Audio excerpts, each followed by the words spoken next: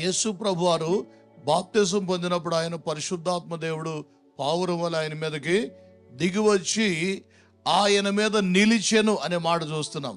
నోటితో చెప్తారండి, పాత నిబంధనలో ఎంతో మంది మీదకి దేవుని ఆత్మ దిగి వచ్చారు, ఆయన కార్యాలు చేశారు. యోసేపు దేవుని ఆత్మ కలిగిన వ్యక్తి అని మరి ఐగుప్తులో సాక్ష్యం పొందాడు. లేకుంటే ఇంకా మోషే గారు, యెహోషువ గారు, ప్రవక్తలు దావీదు మీదకి, సమూయేలు మీదకి, వీళ్ళందరి మీద కూడా దానియేలు, లేక మరి ఏలియా, ఎలీషాలు, ప్రవక్తలందరూ పరిశుద్ధాత్మ వారి మీద వచ్చారు. కానీ వారి మీద నిలిచిపోయిన అనే మాట ఒక్క యేసయ్య మీదనే చూస్తున్నాం మనం. హల్లెలూయా. తర్వాత అక్కడ ఏముంటుందంటే, మరి యేసయ్యే పరిశుద్ధాత్మలోను అగ్నితోను బాప్తిస్మ ఇచ్చేవాడని మరి బాప్తిస్మ ఇచ్చి యోహాను ప్రకటిస్తూ ఉన్నారు.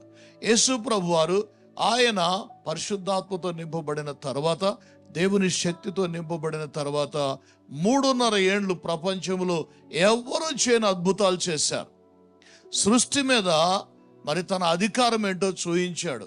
గాలిని కానీ, తుఫానులు కానీ, సముద్రాలు కానీ, లేకుంటే నీటిని ద్రాక్షరసంగా మార్చడం కానీ, చనిపోయిన లాజరుని, యాయిరు కుమార్తెని, మరి ఇంకొకరిని యేసు ప్రభు వారు విధవరాలు కుమారుని మరి మరణములో నుంచి బ్రతికించాడు. దేవునికి స్తోత్రాలు.